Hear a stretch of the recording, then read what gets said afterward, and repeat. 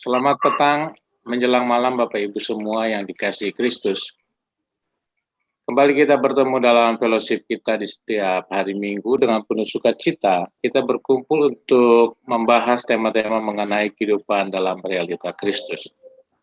Adapun tema malam hari ini adalah dikotomi versus trikotomi. Kita akan segera mulai fellowship kita dan saya persilakan untuk Pak Rikard menyampaikan pertanyaan atau pernyataan pendahuluan sebagai pengantar atau sebagai pokok pikiran tema kita yang mau dibahas pada malam hari ini sebelum Pak Yahya memaparkannya lebih lanjut. Sesuai tema sore ini mengenai dikotomi versus trikotomi yang banyak dipahami oleh orang-orang gereja, orang-orang Kristen pada umumnya tentang komposisi atau kondisi hidup manusia. Saya ingin penjelasan lebih detail dari Pak JK yang seharusnya orang percaya melihatnya dan memahaminya. Misalnya tentang asal mula manusia Adam diciptakan. Dahulu yang kami pahami atau yang saya pahami itu manusia Adamik itu terdiri dari tubuh, jiwa, dan roh. Roh itu sebagai identitas manusia. Di dalam Kejadian 1 ayat 26 dikatakan manusia diciptakan menurut gambar Allah. Kemudian Kejadian 2 ayat 7, Allah mengembuskan nafas hidup kepada manusia, nafas hidup atau roh ya, seperti itu. Kemudian di ayatnya Zakaria 12 ayat 1 mengatakan seperti gini, Pak. Firman Tuhan tentang Israel. Demikianlah firman Tuhan yang membentangkan langit dan yang meletakkan dasar bumi dan yang menciptakan roh dalam diri manusia. Di sini rohnya ini huruf kecil nih R-nya. Kemudian yang di Perjanjian Baru itu di 1 Tesalonika 5 ayat 23 mengatakan semoga Allah damai sejahtera menguduskan kamu seluruhnya dan semoga roh, jiwa, dan tubuhmu terpelihara sempurna dengan tak bercacat pada kedatangan Yesus Kristus, Tuhan kita. Nah, dari ayat-ayat itu dan pemahaman saya yang sebelumnya itu, pertanyaan saya itu, jika roh manusia itu ada, apakah setelah roh kudus tinggal di dalam kita, maka roh kita menyatu dengan roh Allah, atau bagaimana Pak?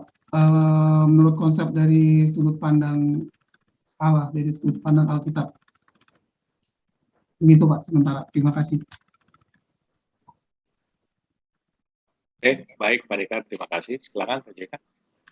Iya, apa yang Pak Rikard sampaikan ini memang umum pada orang-orang Kristen dikarenakan di dalam pengajaran Kristen, agama Kristen, para teolog pun juga terbagi dalam golongan-golongan dan golongan yang terbesar itu adalah yang memberikan pemahaman tentang trikotomi dan dikotomi.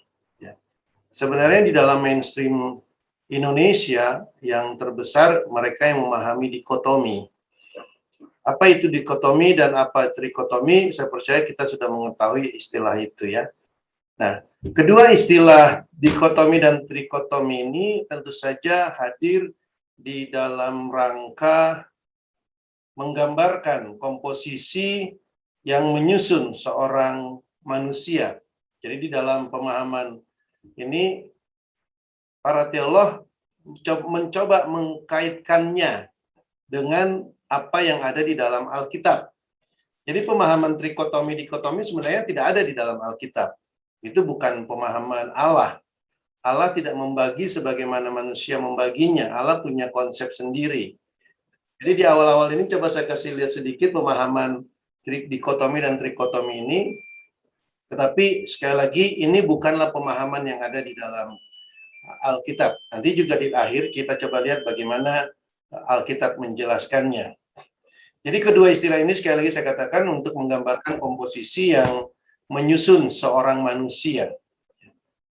Apa itu dikotomi? Dikotomi mengatakan bahwa manusia itu terdiri dari dua unsur saja, yaitu tubuh yang fisik itu dan non-fisikal atau jiwa dan roh. Ya. Jadi ada jiwa atau roh. Jadi dia tidak melihat bahwa ini adalah terpisah. Jiwa dan roh ini tidak terpisah bagi pemahaman dikotomi. Bagi mereka hanya ada tubuh yang terlihat, yang dapat disentuh, dan ada jiwa atau juga bisa dikatakan roh, ya, yang tidak dapat disentuh, yang tidak dapat dilihat secara fisik, gitu ya.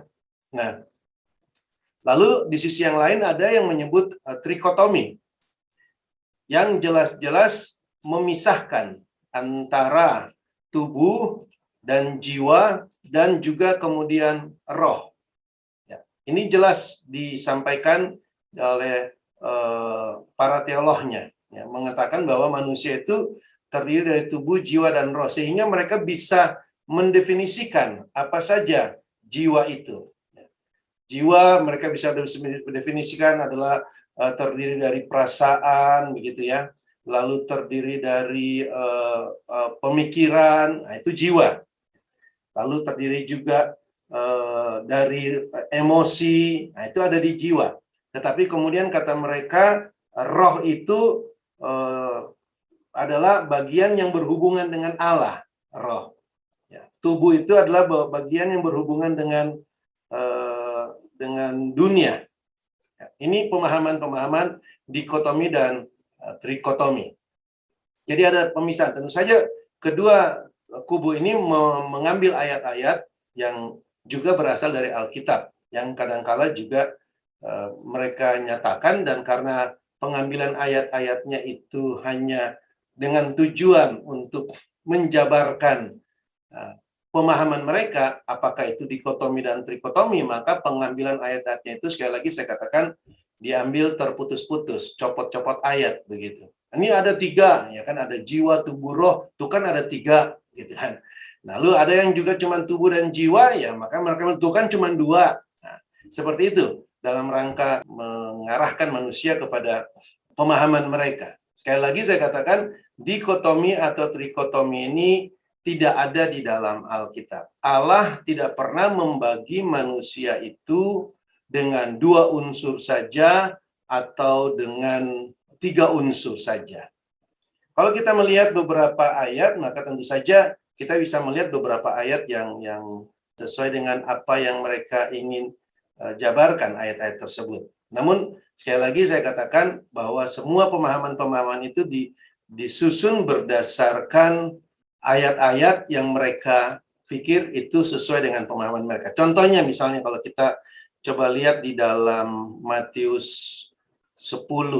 Ya, hari ini kita akan banyak melihat ayat Alkitab supaya kita bisa juga melihat pemahaman-pemahaman yang ada, dan kalau kita berhadapan dengan ayat-ayat tersebut, kita juga bisa mengetahui sebenarnya bagaimana yang dimaksudkannya. Di dalam Matius 10 ayatnya yang ke-28, nah, kalau kita lihat di dalam ayat 28, ini adalah ayat-ayat yang juga dipakai oleh dikotomi. Janganlah kamu takut kepada mereka yang dapat membunuh tubuh, gitu kan? Tetapi yang tidak berkuasa membunuh jiwa. Jadi ada tubuh, ada jiwa di sini. Takutlah terutama kepada Dia yang berkuasa membinasakan baik jiwa maupun tubuh di dalam neraka. Dalam ayat ini tidak dikatakan manusia punya roh, ya kan? Karena hanya tubuh dan hanya jiwa. Lalu rohnya kemana? Kan tidak ada dalam ayat ini. Jadi dikotomi punya ayat-ayat seperti ini. Tetapi trikotomi sendiri juga punya ayat-ayat yang seperti yang kita katakan, yang tadi juga dikatakan oleh Pak Rikar, ya. Nah, di dalam kitab Ibrani 4 ayatnya yang ke-12. Nah, ini kita lihat ada jiwa dan roh. Sebab firman Allah hidup dan kuat dan lebih tajam daripada pedang bermata 2 manapun, ia menusuk amat dalam sampai memisahkan jiwa dan roh, sendi-sendi dan sumsum, gitu kan. Jadi ada perkataan jiwa dan roh. Lalu akhirlah pemahaman-pemahaman trikotomi, ya, mengatakan bahwa tuh manusia kan punya jiwa, punya roh, dan manusia kita tahu juga punya tubuh. Lalu begitu pula tadi yang diambil dari 1 Tesalonika, ya, mengatakan bahwa semoga tubuh, jiwa, dan roh kamu terpelihara, dan seterusnya. Nah, apakah memang seperti itu yang dikatakan oleh Alkitab? Ya. Nah, kalau kita melihat di dalam konsep-konsep mereka, maka kita bisa melihat beberapa concern, beberapa pertanyaan. Mungkin baiknya juga kita sampaikan dalam bentuk-bentuk pertanyaan, dalam menjawab pernyataan-pernyataan yang ada di dalam baik dikotomi maupun trikotomi. Dikotomi hanyalah membagi dalam 2, tetapi trikotomi itu membagi dalam 3 yang terpisah, ya. Ada tubuh, jiwa. Tubuh itu sekali lagi adalah unsur lahiriah manusia, ya, tubuh secara jasmani ini, sementara jiwa itu merupakan unsur batiniah manusia yang saya katakan tadi, terdiri dari pikiran, emosi, kehendak, ya, kesadaran. Lalu roh adalah kehidupan manusia yang katanya dihembuskan oleh Allah waktu dia menghembuskan nafas hidup itu. Jadi roh itu sama seperti yang jiwa tadi tidak terlihat. Roh ini membedakan antara manusia dengan binatang. Kenapa? Karena kata mereka binatang itu tidak punya roh. Karena kan yang dihembuskan nafas hidup itu hanya kepada manusia. Kepada binatang tidak. Banyak beberapa gereja menganut paham-paham ini, ya, yang memahami yang disebut dengan trikotomi yang saya katakan tadi. Manusia dan binatang berbeda. Yang membedakannya adalah roh. Dan kemudian mereka juga mengatakan bahwa roh manusia ini waktu dihembuskan oleh Allah itu membuat manusia itu hidup, ya, sehingga manusia punya roh. Namun waktu dia makan buah pengetahuan baik dan jahat, rohnya ini mati, gitu kan? Jadi manusia itu tidak mati secara jasmani, karena ini kita bisa lihat debat-debat pemahaman yang terjadi. Ketika dikatakan waktu dia mati kan jasmaninya nggak mati, tapi rohnya yang mati. Kita familiar kan dengan pemahaman ini, ya. Saya ulangi sedikit, ya. Ketika Allah menciptakan manusia, manusia punya tubuh. Lalu ketika Allah meniupkan nafas kehidupan, diberikanlah roh Allah, katanya nih, ya. Lalu terbentuklah jiwa pada saat pemberian itu. Sehingga komplitlah mereka. Dan ketika Adam dan Hawa makan buah pengetahuan baik dan jahat itu, maka rohnya manusia ini mati. Ya. Tetapi yang mengherankan, Alkitab tidak berbicara tentang hal itu. Alkitab tidak mengatakan waktu manusia makan buah pengetahuan baik itu dan jahat itu, maka rohnya mati. Jadi bukan Alkitab yang mengatakan hal itu. Nah, di sini kita harus bisa melihat bagaimana kita mempercayai yang mana. Perkataan orang yang menafsirkan Alkitab, ataukah perkataan dalam Alkitab sendiri yang tidak pernah berbicara tentang penafsiran orang itu. Nah, ini ya, mungkin selama ini kita lebih banyak mempercayai perkataan orang terhadap Alkitab. Ya, tafsiran, jadi kita percaya, ya, bahwa roh kita itu mati. Walaupun sebenarnya Alkitab tidak pernah mengatakan bahwa roh manusia itu mati. Bahkan terbukti setelah manusia berdosa pun, Allah masih bisa berhubungan dengan manusia, masih bisa ngobrol. Kan katanya tadi roh manusia itu yang bisa membuat manusia bisa berhubungan dengan Allah. Nah, kalau rohnya mati, kok sepanjang setelah Adam dan Hawa makan buah itu, kok manusia bisa ngobrol dengan Allah? Berarti rohnya hidup dong, bukan mati. Ya kan, kalau kita berpikir secara logika saja, kalau dia mengatakan rohnya mati, maka berarti seharusnya orang tidak bisa berhubungan dengan Allah. Bahkan dikatakan rohnya itu yang mati itu dibangkitkan ketika dia menjadi lahir baru. Jadi ketika seseorang percaya kepada Yesus, menerima angkat tangan begitu, maka rohnya yang mati itu dibangkitkan. Karena ini harus ada logikanya kenapa dia harus dibangkitkan. Karena katanya nanti roh Allah itu tinggal di dalam rohnya kita. Menyatu dengan roh kita. Jadi kan nggak mungkin kalau rohnya mati, lalu roh Allah bisa menyatu. Jadi ya teologianya muncul. Ketika manusia dilahirkan baru, maka rohnya itu harus dibangkitkan dulu supaya roh Allah bisa tinggal di dalam roh manusia itu. Nah, dengan demikian manusia bukan 3 lagi dong seharusnya.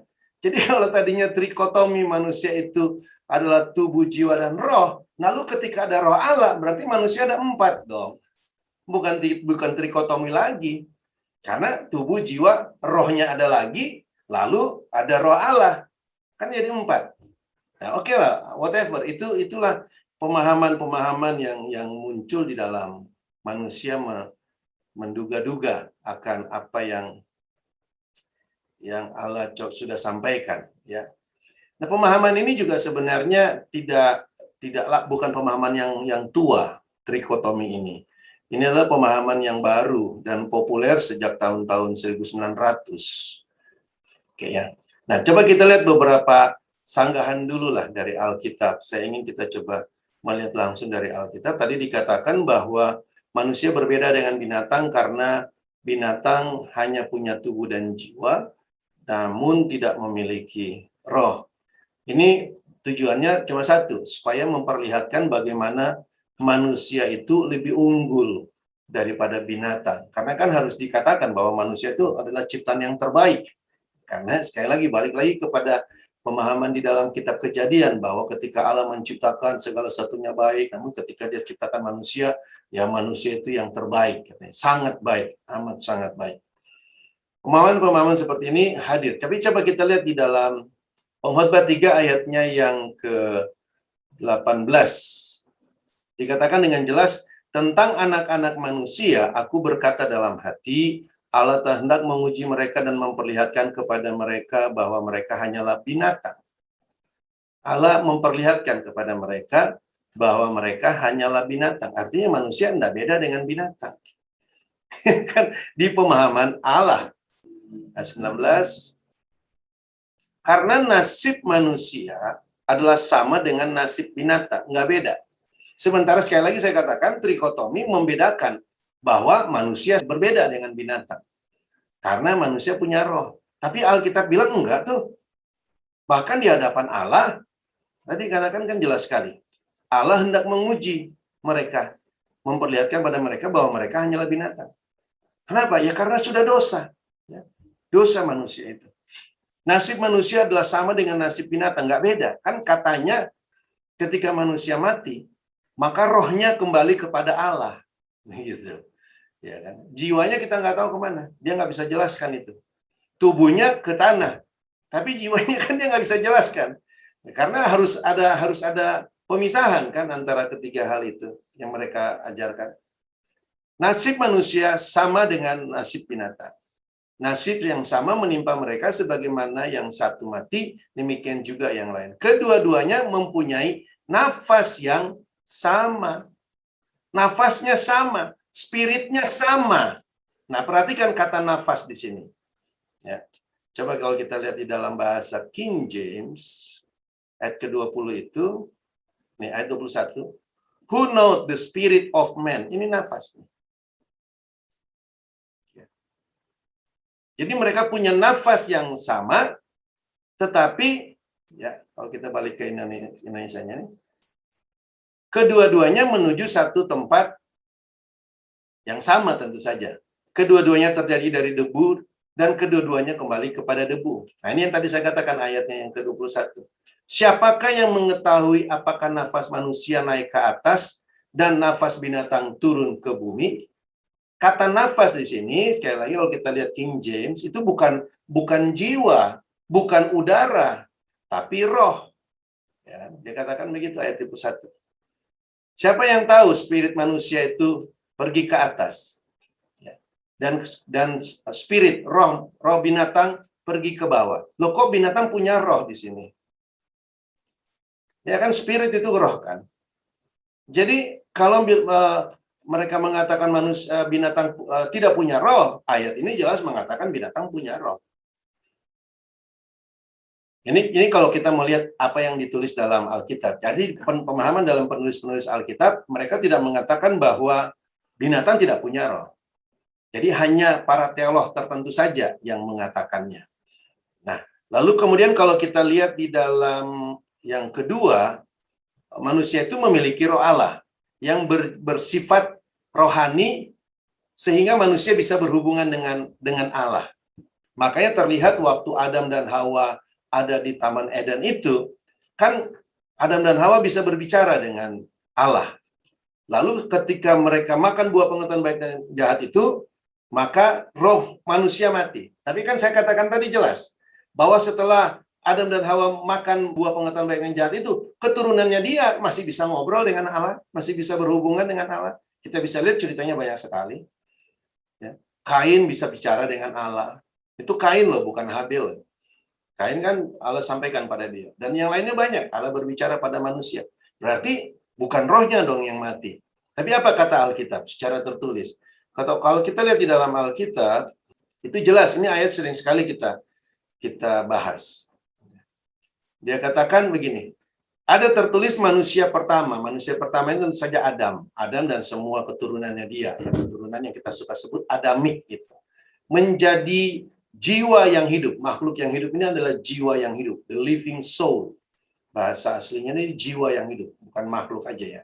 Tetapi Adam yang akhir, ini tentu saja mengacu kepada Yesus, menjadi roh yang menghidupkan. Ya, quickening spirit. Ini roh yang menghidupkan. Perhatikan di sini. Manusia pertama ini adalah yang mula-mula datang. Gitu kan? Makanya di ayat 46 ini dikatakan, yang mula-mula datang bukanlah rohaniah, tetapi alamiah. Gitu. Jadi yang mula-mula datang itu, yaitu manusia yang pertama ini, tidak punya sifat rohani sama sekali.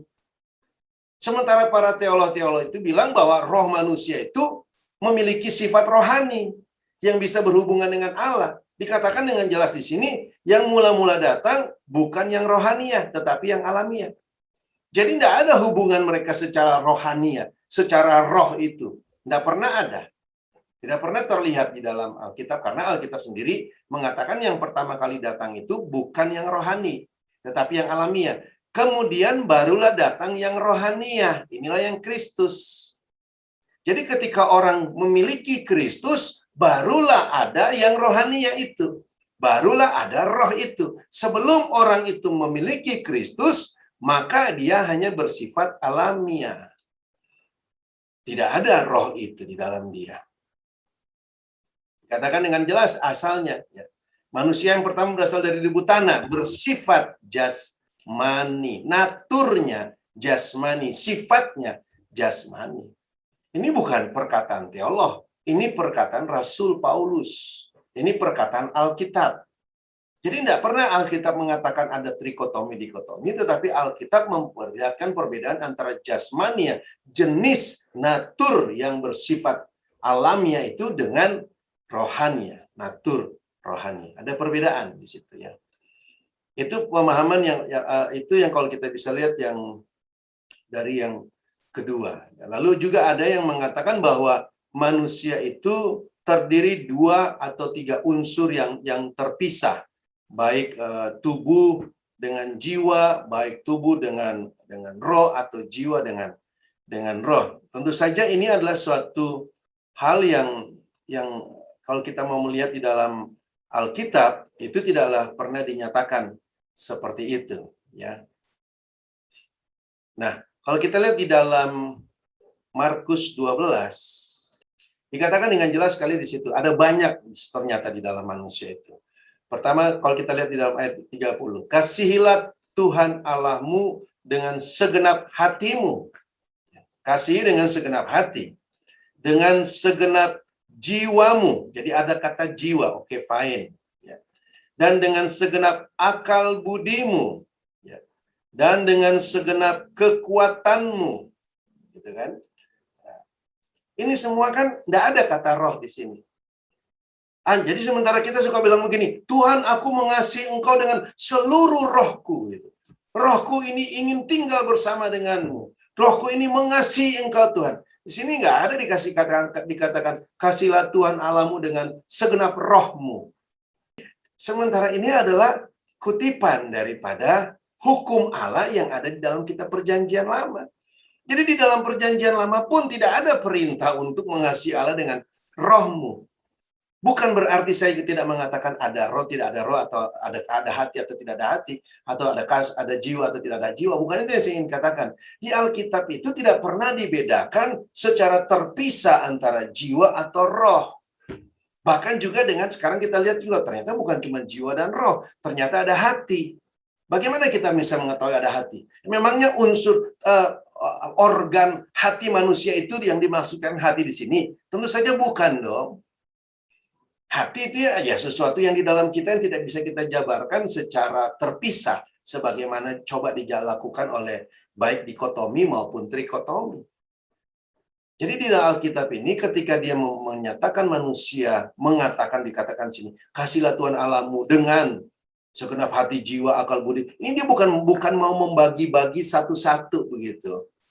Oh, saya sudah mengasihi Tuhan dengan seluruh jiwaku, tetapi belum dengan segenap akal budiku. Bukan begitu yang dimaksudkannya. Juga aku sudah mengasihi Tuhan dengan seluruh akal budiku, tapi belum dengan kekuatanku. Kenapa? Karena saya tidak rajin penginjilan. Bukan begitu juga yang dimaksudkannya. Yang dimaksudkan di sini adalah seluruh keberadaan kita, bukan membagi-bagi.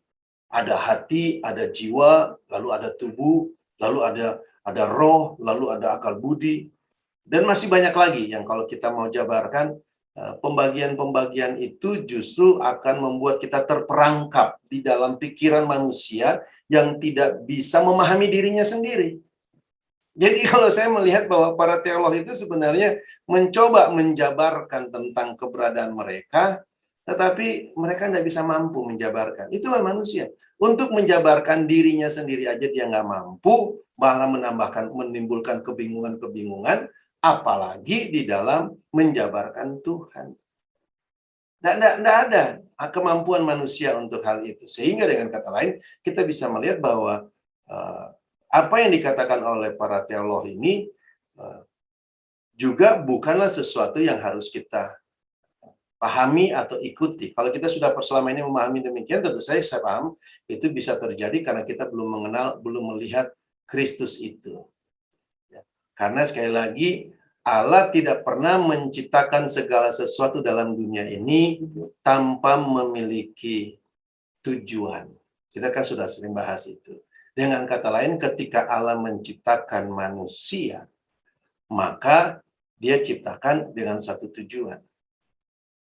Dia bukan menciptakan manusia dengan membagi-baginya. Ada jiwa, ada tubuh. Juga ada jiwa, ada roh, ada ada tubuh. Bukan dia tidak membagi-bagi demikian. Tetapi dia ingin menyatakan bahwa ada satu kehidupan manusia yang tidak bisa terpisahkan antara kita mau sebut itu roh, kita mau sebut itu jiwa, kita mau sebut itu hati, kita mau sebut itu tubuh. Tapi itulah manusia seutuhnya. Jangan kalau kita mau mengasihi Allah, ya seutuhnya. Bukan kita pisah-pisah, jiwa saya mengasihimu Tuhan, tapi tubuhku tidak mampu melakukannya. Bukan seperti itu kita pemahaman yang diberikan oleh Allah. Sebenarnya, kalau menurut saya di dalam Alkitab, itu baik jiwa, baik roh, baik hati, ya baik pikiran, ya pembaharuan pikiran begitu, itu sebenarnya untuk menyatakan hal yang sama sebenarnya. Bukan hal yang kita coba pisah-pisahkan, ada roh, ada jiwa. Tidak. Dia hanya untuk memperlihatkan ada unsur yang di dalam kita yang menggerakkan tubuh ini, yang membuat dia termanifestasi melalui tubuh ini, yang disebut dengan jiwa, yang disebut dengan roh, yang disebut dengan hati, yang disebut dengan pikiran. Kita tidak bisa membedakan mereka itu satu persatu dengan membagi-baginya, dan tidak ada gunanya. Kalau kita sendiri tidak bisa membedakannya, janganlah kita berusaha membedakannya, karena tidak ada gunanya. Kenapa demikian? Karena kita bisa mengambil kesimpulan itu karena Allah tidak pernah berbicara tentang manusia sebegitu detailnya. Alkitab sekali lagi hanya berbicara tentang Kristus. Ini peranan utama daripada Alkitab untuk memberitakan Kristus. Nah, bagaimana Kristus itu diciptakan? Ya kan? Itu yang perlu kita ketahui.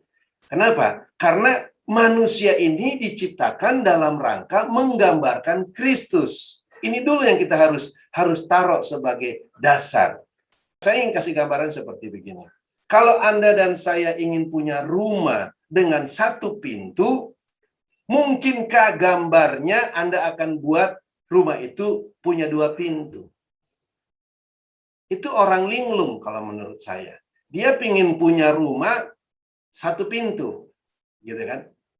Mungkinkah blueprintnya dia buat di depan tuh ada 2 pintu? Kan nggak mungkin. Sementara dia mau mendapatkan rumah 1 pintu. Atau mungkinkah di depan rumah itu supaya indah di gambarnya, walaupun dalam hati dia, saya ingin satu rumah yang 1 pintu saja. Ini yang bagus. Namun waktu supaya gambarnya bagus, dia bikinlah di dalam gambarnya itu ada 3 pintu. Manusia normal aja nih, tidak mungkin bikin begitu, apalagi Allah. Demikian pula Kristus yang menjadi tujuan Allah. Allah ingin punya Kristus. Yang saya katakan tadi, manusia itu ingin punya 1 rumah.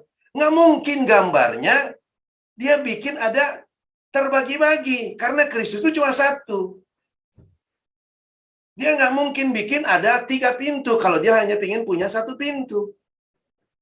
Jadi Allah tidak membagi-bagi Kristus itu dengan membagi-bagi seakan-akan terbagi 3 di dalamnya. Karena hanya ada 1 manusia baru. 1 loh manusia baru itu. Dan manusia baru itu kan Kristus. Kalau manusia baru itu terdiri daripada Kristus sebagai kehidupannya dan jemaat sebagai tubuhnya, maka manusia lama itu terdiri dari kehidupan manusia lama dan tubuhnya sebagai manusia lama. Hanya ada 2 boleh dikatakan. Tetapi itu adalah 1. Karena sekali lagi manusia itu hanya gambar. Jadi kita harus melihat gambar ini dari realitanya. Bersyukur bagi kita yang sekarang sudah berada dalam realita. Jadi kalau aslinya saja ada kehidupan, yaitu Kristus itu, yaitu roh Allah, dan tubuhnya yang mendapatkan kehidupan roh Allah itu aslinya ya. Demikian pula gambarnya. Gambarnya makanya jelas sekali di dalam kitab Kejadian. Allah hanya menghembuskan nafas hidup, itu gambaran Kristus. Kepada siapa? Kepada tubuh yang dibentuk Allah dari tanah itu. Itu gambaran jemaatnya. Jadi hanya ada dua unsur yang dipersatukan. Sehingga jadilah tanda kutipnya Kristus itu. Itu gambarnya. Nggak dibagi-bagi lagi. Lalu Adam ternyata di dalam nafas yang dihembuskan itu ada roh, lalu menjadi jiwa. Roh itu bisa mati. Loh, kalau Allah hembuskan nafas hidup dan bisa mati, dan itu roh Allah bisa mati, itu bukan ajaran dalam Kristen sebenarnya kalau menurut saya. Yang berasal dari Allah itu kok bisa mati? Apalagi itu roh Allah. Karena ajaran-ajaran trikotomi khususnya ini mengajarkan bahwa yang dihembuskan itu roh Allah. Makanya manusia punya roh Allah pada katanya. Padahal enggak. Kalau Anda baca kitab Kejadian, coba kita lihat lagi. Kitab supaya kita bisa melihat betul apakah benar ada roh Allah di situ. Kejadian 2 ya. Ketika itulah Tuhan membentuk manusia dari debu tanah kayak boneka dulu gitu kan. Lalu dia hembuskan nafas hidup. Jadi bukan roh yang menghidupkan, bukan. Dia hembuskan nafas, nefes. Ya, nefes. Ya.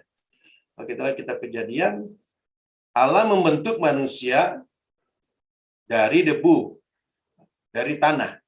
Dan menghembuskan ke dalam hidungnya the breath of life. Ya, nafas hidup. Sehingga manusia itu menjadi a living soul. Perhatikan kata living soul di sini. Ini jiwa yang hidup, bukan roh yang hidup. Jadi sejak dari pertama kali manusia dibuat, tidak pernah dibuat menjadi roh sebagai kehidupan dia, tetapi jiwa. Ya. Jiwa itu kehidupan jiwa dia. Jiwa itu dari mana? Dari the breath of life ini.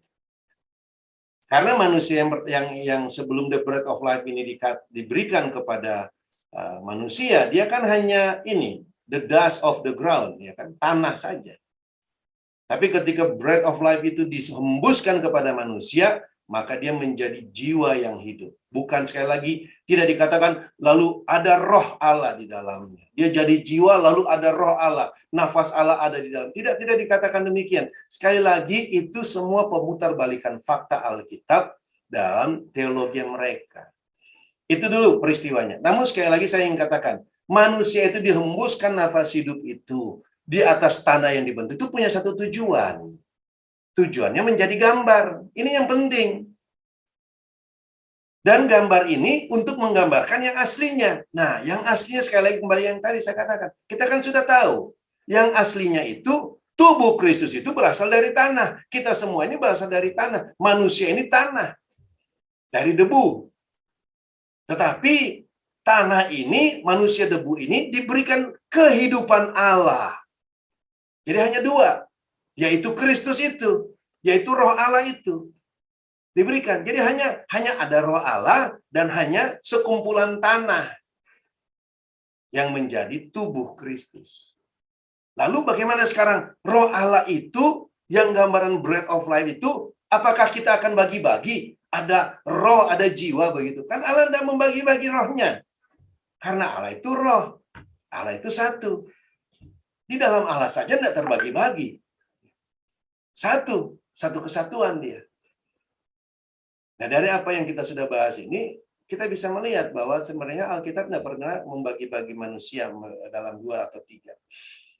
Dan yang dimaksudkan dengan kata roh, jiwa, hati, itu semua adalah penjabaran untuk menjabarkan sesuatu yang ada di dalam kita sebagai kehidupan kita. Seutuhnya.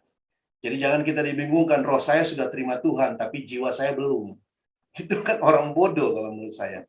Sementara yang lagi ngomong itu katanya jiwa. Loh, bagaimana Anda bisa ngomong sudah terima Tuhan kalau jiwanya Anda belum menerima Tuhan?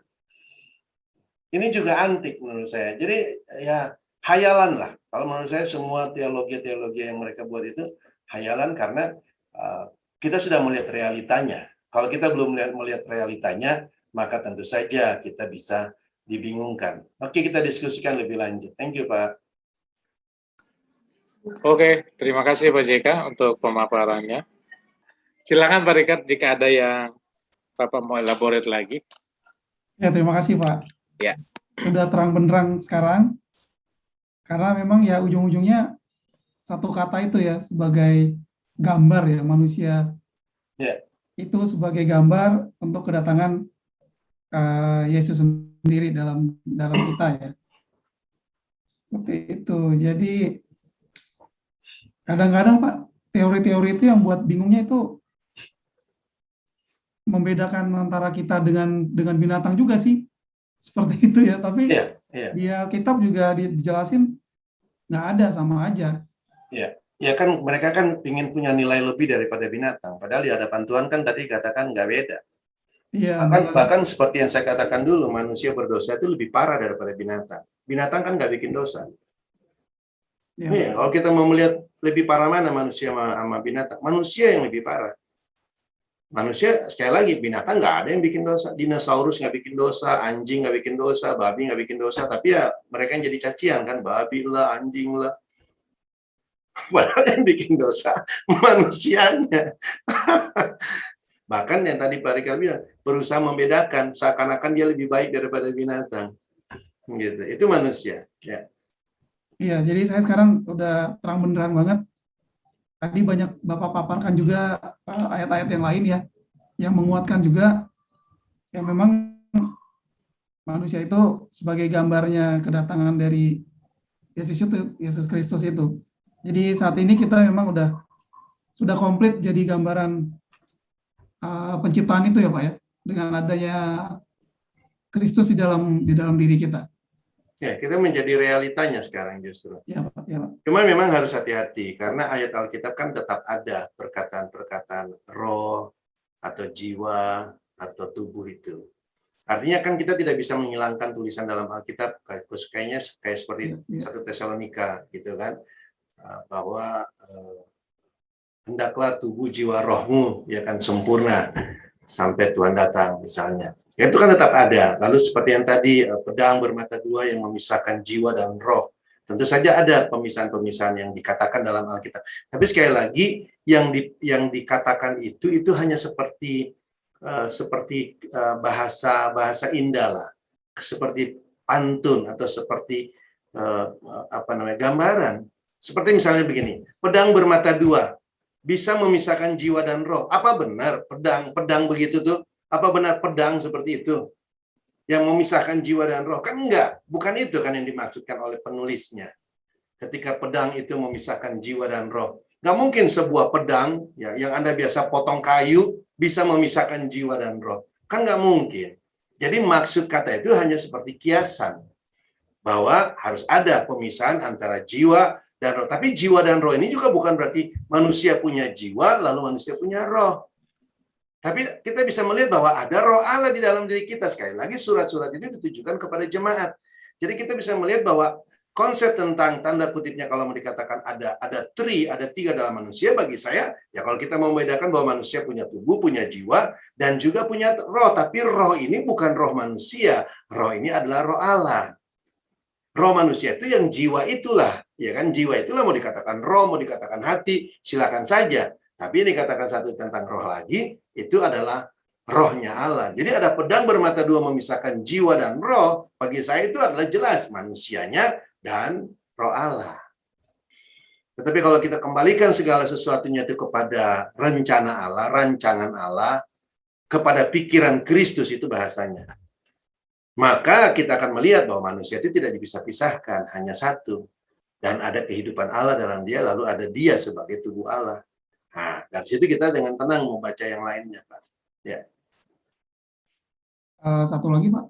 Ya. Berarti orang benar, orang kudus zaman dulu itu seperti di ayat berapa saya lupa itu yang Simeon berarti mereka itu sudah ada Roh Kudusnya, Pak, di dalam diri mereka ya, Pak. Mereka mendapat tuntunan Roh Kudus dari luar. Kan Roh Kudus kan belum diberikan kepada manusia di dalam. Oke. Itu kan setelah Pentakosta. Ya kan? Itu juga yang aneh, ya kan? Kalau roh Allah sudah diberikan sejak dari manusia diciptakan, kan katanya ada roh Allah. Berarti dalam manusia itu sudah ada roh dong. Kenapa harus diberikan Roh Kudus lagi? Gitu kan? Ya, ini pemahaman yang akan membawa kita kepada kebingungan yang Alkitab sebenarnya nggak berbicara tentang hal itu. Oke. Ya, makasih Pak JK. Makasih Pak Jo. Oke, Pak Rikar. Terima kasih untuk pertanyaannya dan terima kasih untuk diskusinya. Ini topik yang bagus ini. Silakan Pak Joseph. Aduh, luar biasa Pak Yahya. Terima kasih banyak. Ya, kemudian yang tadi Pak YK katakan 1 Korintus 15 ya. ayat 45, 46, 47, Pak. Ya. Ya, gimana, Pak? Ya, kalau dilihat ayat 47-nya berarti kalau sudah terima Kristus baru ada Roh Kudus di dalam hidup orang itu ya, Pak. Betul. Karena baru ada rohani kan, Pak. Iya. Kan makanya dikatakan 44 ini bagus sekali. Yang ditaburkan tubuh alamnya. Jadi kita punya jenis Adam itu yang ditabur. Yang pertama kali ada gitu kan. Yang dikuburkan itu, yang dimatikan itu jenis alamiah, Pak. Iya. Yang dibangkitkan itu tubuh rohania. Kita sebagai tubuh Kristus, itu maksudnya. Rohania ini tubuh Kristus. Iya. Jadi ada tubuh alamiah. Tubuh alamiah itu apa? Itu yang adamik. Kita suka sebut adamik. Tubuh alamiah itu adalah tubuh yang memanifestasikan jenis kehidupan di dalam dia. Jadi karena kehidupan kita itu adalah Adam, maka tubuh kita adamik. Dia bukan maksudkan daging yang ini, Pak ya. Walaupun kita bisa melihat daging ini, tapi kita ini sebagai tubuh secara corporate itu dari jenis yang adamik itu, yang alamiah. Nah, waktu kita dibangkitkan, tentu saja bukan tunggu tubuhnya daging ini, seperti yang saya katakan tadi kan, yang disebut dengan tubuh alamiah ini, itu bukan daging ini, Pak. Tapi keberadaan kita sebagai Adam. Kebetulan kita ada di dalam dunia yang punya daging ini. Nah, kalau itu sudah dimatikan, Adam itu, tubuh alamiah itu mati, maka yang dibangkitkan tubuh rohania. Makanya dikatakan yang jelas sekali, jika ada tubuh alamiah, maka ada pula tubuh rohania. Makanya kita disebut tubuh Kristus. Tubuh Kristus itu tubuh rohania. Jadi, Iya, Pak. Makanya dikatakan tadi juga di ayat ke-46-nya, yang mula-mula datang bukan rohani, karena tidak mungkin, ya kan, yang rohani datang. Yesus kan belum datang waktu dulu itu. Iya. Tetapi ketika Yesus datang, maka yang rohani itu sudah datang. Oke. Iya. Iya. Jadi kalau tanpa Kristus berarti nonsen lah, Pak ya. Menjadi Nonsen. manusia baru. Iya, karena manusia baru kan hanya Kristus, Pak. Iya. Kalau dihubungkan ke Kolose 3 ayat 5 sampai 17, Pak. Tapi yang saya mau tanyakan ayat 10, Pak. Oke. Kolose pasal 3 ayat 10, kemana arahnya? Manusia baru, Kristus lah. Ya, jadi kalau kita lihat di dalam ayat yang pertama, ayat yang kelima dan sebagainya, ini kan bicara tentang Kristus. Oke.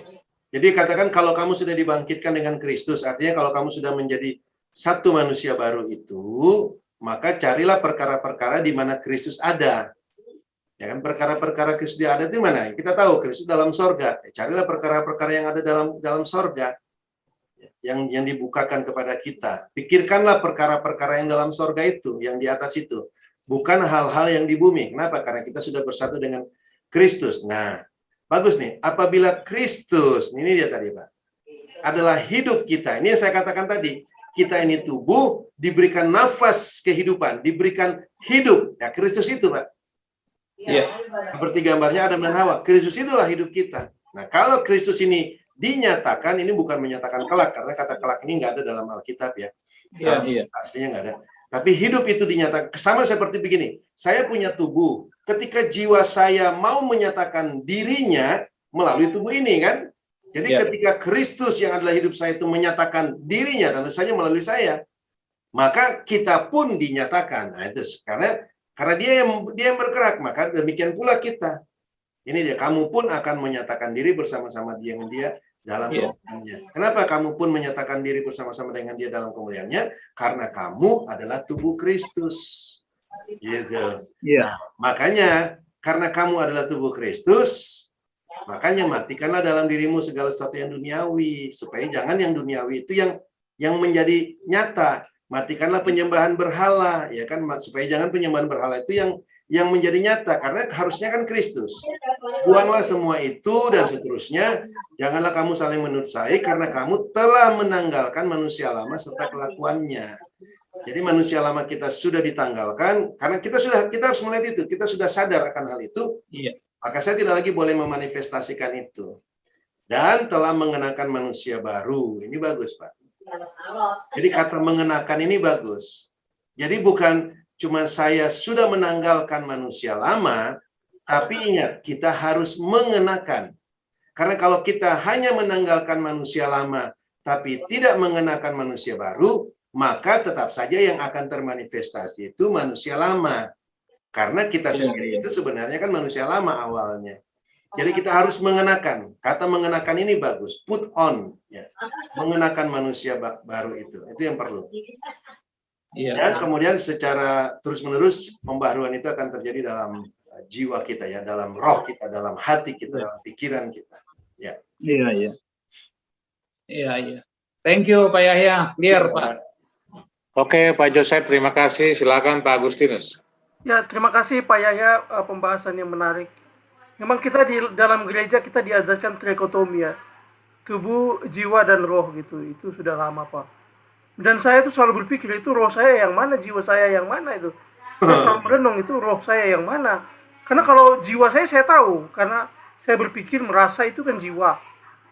Lalu tubuh saya udah jelas gitu kan. Iya. Tapi roh saya itu yang mana, itu saya cari-cari. Katanya kita berbahasa roh, nanti roh kita itulah yang berhubungan dengan roh Allah. Memang saya tahu saya berbahasa roh, tapi roh saya yang mana saya nggak tahu, karena apa istilah kesadaran akan roh itu di dalam istilah intelektual saya, di dalam kesadaran rasio saya itu tidak ada gitu. Saya tidak bisa mendapatkannya gitu. Tapi kalau jiwa itu saya bisa mengerti, karena saya berpikir dan merasa itu adalah jiwa. Tapi kemudian tubuh saya ada gitu loh, Pak. Nah, tadi Bapak mengatakan roh itu ketika kita menerima Kristus, roh yang dimaksud adalah Roh Kudus. Nah, di dalam gereja itu kita sering diajarin, terima Kristus, terima Kristus. Saya roh kita didoakan supaya doa terima Kristus. supaya menerima Roh Kudus. Nah, saya ingin tahu itu sebenarnya yang dimaksud dengan menerima Kristus itu apa? Apakah sekedar apakah ada ayatnya kita mengaku dengan mulut kita bahwa Kristus adalah Tuhan dan percaya dalam hati kita, itu adalah menerima Kristus gitu kan. Di gereja diajarkan seperti itu, Pak. Nah, kalau konsep menerima Kristus itu yang benar supaya Roh Kudus itu bisa tinggal dalam kita itu bagaimana gitu? Iya. Ya, konsepnya sudah jelas. Konsepnya kan kalau dari Alkitab sudah yang sering kita bahas itu kan mati dan dibangkitkan. Jadi kita menerima Kristus itu menjadi satu dengan Kristus itu di dalam kematian, bukan dalam kebangkitan. Yang bangkit itu kita disatukan bersama Kristus. Kita sudah di dalam satu manusia baru yang sudah bangkit. Kita menerima realita itu. Tapi waktu kita sebagai manusia Adam itu disatukan dengan Yesus, disatukan dalam kematian. Karena manusia Adam itu dimatikan. Kita harus melihat hal itu. Begini Mas saya. Kenapa Pak Agustinus bisa tahu bahwa yang berpikir itu jiwa? Kenapa Pak Agustinus bisa tahu bahwa yang ngomong itu jiwa? Karena itu kan diajarin juga, Pak. Diajarin bahwa yang rasio itu jiwa. Jadi kita tahu itu. Oke, kalau gitu saya ngerti. Setiap saya berpikir itu jiwa. Kenapa nggak diajarkan roh itu yang ngomong? Karena dia kan harus membedakan antara roh dengan jiwa. Jadi kalau yang ngomong itu jiwa, berarti roh sesuatu yang lain. Nah, di sinilah bingung mereka. Bagaimana menjabarkan yang lain? Termasuk jemaat juga bingung. Kan saya waktu berbicara itu kan jiwa saya, Pak. Roh saya kemana, Pak?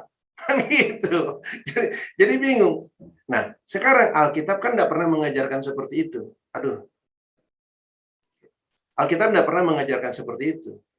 Artinya, kita juga jangan berpikir seperti itu. Jangan juga kita berpikir kalau saya ngomong ini berarti ini jiwa saya, roh saya nggak ngomong. Bukan juga seperti itu. Kita harus melihat bahwa kehidupan kita itu Kristus sekarang. Yang harus dirubah dalam konsep kita itu, baik yang segala sesuatu yang dalam saya itu Kristus. Kenapa? Karena saya kan sudah menjadi tubuh Kristus. Nah, kalau saya tubuh Kristus, berarti tanda kutipnya, jiwanya, rohnya, pikirannya, ya kan, hatinya, yaitu Kristus. Kehidupan dalam saya itu Kristus. Kenapa? Karena saya tubuhnya. Berarti gerakan-gerakan saya sebagai manusia ini yang ada dalam Kristus itu harus gerakan daripada Kristus. Karena dialah kehidupan saya, dialah jiwanya, dialah rohnya, dialah hatinya, dialah pikirannya. Berpikiran. Jadi jiwa kita pun sudah pasti harus menjadi pikiran Kristus, Pak. Disitulah kita melihat perbedaannya. Realitanya sekali lagi saya katakan bagaimana kita roh Allah ada pada kita ketika kita mati. Kalau kita nggak mati, roh Allah nggak ada. Roh Allah kan nggak tinggal di tempat yang tidak kudus. Roh Allah kan tinggal di dalam bait Allah. Nah, jadi kita harus dulu menjadi media itu. Kita harus dulu menjadi tempatnya Allah dulu. Baru bisa ada roh Allah di dalamnya. Kalau saya nggak mati, saya nggak bisa jadi bait Allah. Kalau saya nggak mati, saya nggak bisa menjadi tubuh Kristus. Nanti setelah saya mati, menerima kematian itu, realitanya itu, barulah pikiran-pikiran Allah itu, yang sebenarnya rohnya itu sudah ada pada kita. Jadi karena roh Allah ada pada kita, maka pikiran-pikiran Kristus itu ada pada kita, Pak. Maka pikiran-pikiran Kristus itu yang akan dibukakan kepada kita, sehingga kita tahu, oh begini dalam Kristus. Nah, kalau kita sudah mengetahui hal itu, tinggal kita menghidupinya. Tinggal kita merubah pola pikir kita menurut pikiran Allah itu. Itu artinya kita sudah dipersatukan. Itu artinya sudah ada roh Allah dalam kita. Dan seiring dengan perjalanannya, kita akan tahu yang mana roh, dalam arti ini roh Allah, yang lewat pikiran-pikiran Kristus itu, dan yang mana jiwa yang saya itu. Saya itu kan jiwa, Pak, living soul kan. Nah, kita akan tahu perbedaan itu.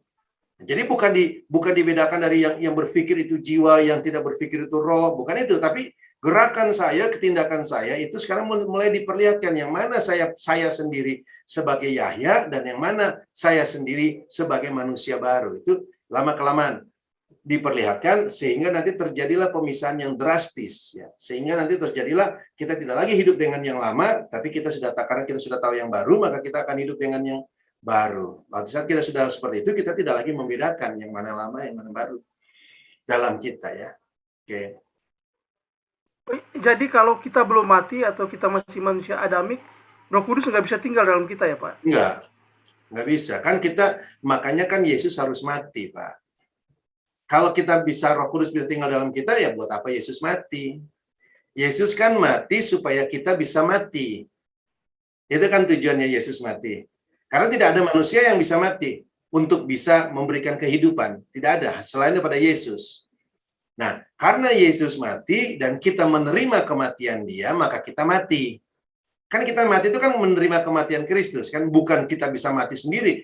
Tidak ada manusia yang bisa mematikan dirinya sendiri. Untuk menghidupi dirinya sendiri aja dia nggak bisa, apalagi mematikan dirinya sendiri. Dia kan perlu kehidupan yang lain. Nah, untuk bisa dia mendapatkan kematian terhadap Adam itu, kehidupan dia itu, maka harus ada pihak lain yang mati, yang berkenan di hadapan Allah. Karena Adam tidak berkenan. Hanya, tadi kemarin kalau kita bahas di dalam Mesir itu, hanya domba yang tidak bercelah, yang tidak punya cacat. Ya, domba, ya Kristus itu yang berkenan. Sementara manusia kan yang tidak ada yang tidak bercelah. Manusia itu bercelah, ya, berdosa. Jadi hanya yang layak. Nah, kebetulan kemudian yang dihadirkan Allah itu Kristus. Nah, gara-gara dia mati, maka semua manusia mati. Nah, pertanyaannya, apakah kita melihat kita mati sebagaimana Kristus melihat kita, bahwa kita juga mati bersama dengan ini perlu terjadi pemahaman itu. Dan itu kan dibukakan oleh Roh Kudus. Tentu saja orang itu sudah memiliki roh di dalam dia seiring dengan perjalanannya. Artinya orang-orang yang sudah melihat hal itu, mereka sudah dilahirkan baru. Cuma tinggal perlu pemahaman. Karena orang nggak ada yang tahu dia dilahirkan. Tidak ada satu orang pun dia tahu, oh saya sudah dilahirkan. Dia bisa tahu dia dilahirkan ketika dia sadar. Ketika dia menyadari ada kehidupan lain dalam diri dia yang memperlihatkan kehidupan yang lama itu. Baru dia tahu, oh saya sudah lahir baru.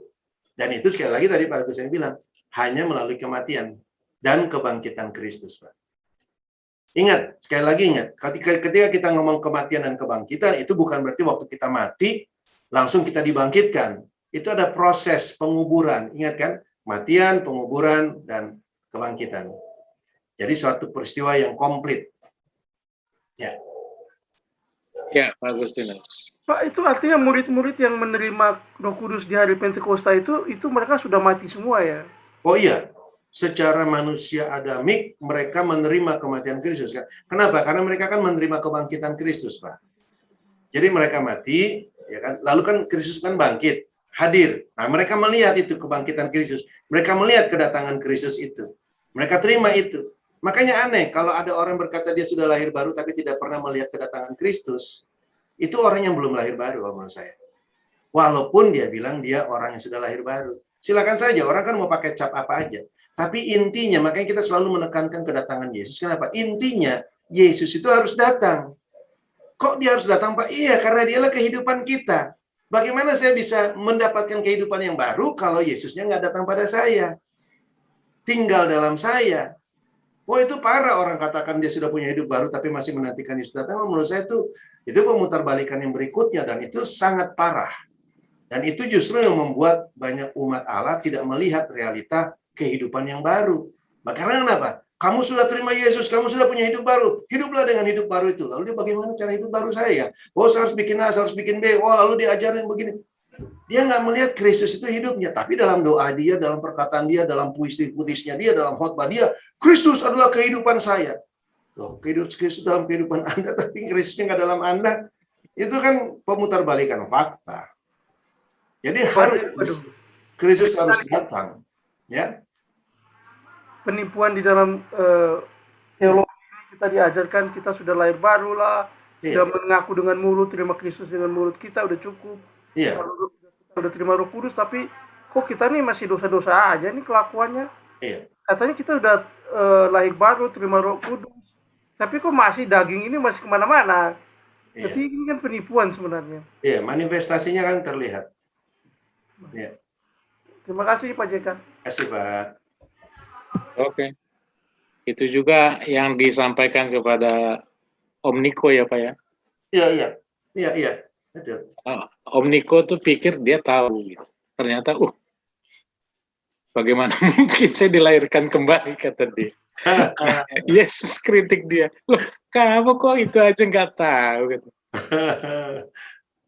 Ya, jadi bisa bayangkan kadang-kala tuh hanya dengan perkataan-perkataan sederhana, sebuah teologi yang sudah ratusan tahun, ribuan tahun itu bisa dihancurkan hanya dengan perkataan sederhana. Om Niko kan pasti begitu lah. Itu kan teologi yang dia punya kan sudah ribuan tahun, Pak. Ya. Bahkan dia sebagai pengajar kan. Yesus kan cuma ngomong satu kalimat aja, kamu harus dilahirkan baru, bro. Ya. Gimana? Langsung kebongkar semua teologi dia, seluruh masa hidup dia yang dia curahkan untuk melayani Allah itu langsung buyar semua. Sama seperti Paulus juga begitu kan. Rasul Paulus. Tuhan hanya panggil dia langsung waktu Tuhan panggil dia, itu bagus sekali kalau waktu. Bayangkan Rasul Paulus yang sudah sebegitu istilahnya terkenal dengan pemahaman Tauratnya dia. Tuhan cuma ngomong begini, Saulus, Saulus, mengapa engkau menganiaya saya? Loh, kok menganiaya kamu, Tuhan? Apa? Jadi itu semua teologi dia tuh kocar balik. Oke, baik, terima kasih Pak JK. Silakan Pak Untung. Silakan. Ya, Pak JK, itu kan kehidupan kita kan masih casingnya daging. Casingnya tubuh daging ya? Iya, tubuh daging. Seorang rasul besar seperti Paulus saja kan bilang yang baik yang aku mau lakukan, tapi yang aku lakukan sebaliknya. Bagaimana tuh? Buat kita nih yang tetap daging, casing, sampai tentu mati jasmani. Iya. Pertama jangan tertipu dengan kata casing kita daging itu. Karena itu memang banyak orang bertahan di situ. Jadi kata daging itu, daging yang suka dipakai oleh Paulus atau Yesus, itu sebenarnya tidak mengacu kepada casing.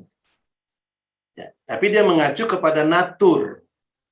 Natur yang ada pada manusia yang lahir ke dalam dunia ini.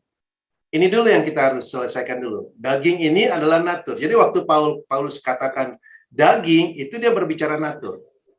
Casingnya silakan saja. Nah, ketika saya menerima roh Allah, casingnya tetap.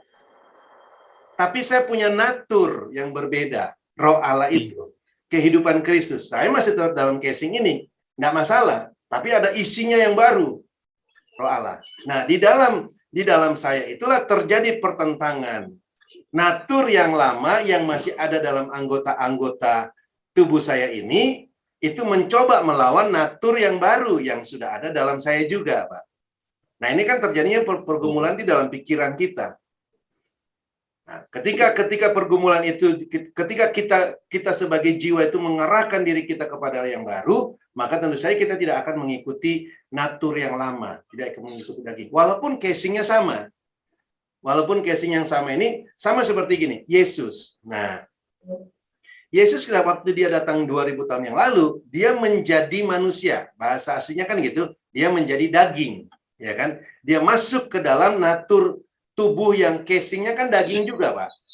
Casingnya dan dia naturnya dibikinnya daging. Ya, tapi casingnya kan sama-sama daging. Tapi kan kemudian kita tahu bahwa Yesus tidak berdosa. Kenapa tidak berdosa? Karena dalam diri dia casing yang tanda kutipnya daging ini ada Roh Kudus. Dan Yesus sendiri memilih untuk tunduk kepada kehendak Bapa. Walaupun casingnya sama dengan kita. Kan nggak beda casingnya Yesus sama kita. Sebenarnya itu memperlihatkan bagaimana sebuah manusia baru itu seperti itu. Jadi ada Roh Allah dalam kita walaupun satu casing. Jadi kalau kita melihat seperti ini, kita akhirnya tidak mempermasalahkan casingnya.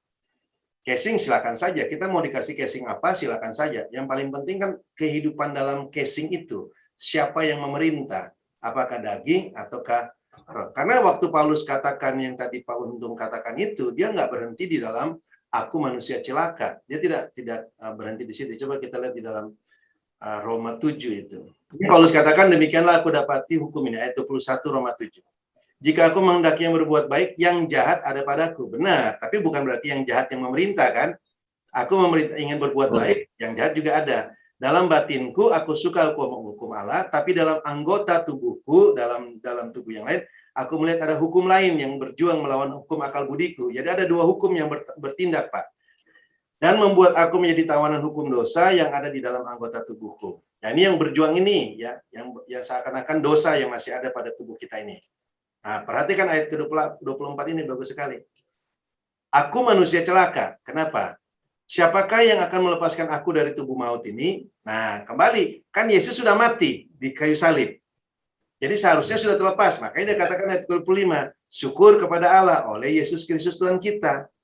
Jadi oleh Yesus Tuhan kita inilah kita bisa lepas dari tubuh maut ini. Dari natur yang ada di dalam anggota tubuh kita itu oleh Tuhan kita. Lalu apa yang terjadi? Jadi dengan akal budiku aku melayani hukum Allah, tetapi dengan tubuh insaniku aku melayani hukum dosa. Artinya di dalam tubuh ini bisa aja ada hukum dosa yang masih bekerja dalam kita, tetapi kita melayani hukum Allah kan dengan kita punya jiwa, dengan kita punya akal budi. Nah, kalau jiwa dan akal budi kita ini melayani hukum Allah, maka otomatis tubuh kita pun akan melakukan apa yang kita pikirkan, yang kita inginkan. Karena tubuh ini kan hanya melayani pikiran kita kan, Pak. Tubuh ini kan hanya melayani apa yang kita kehendaki.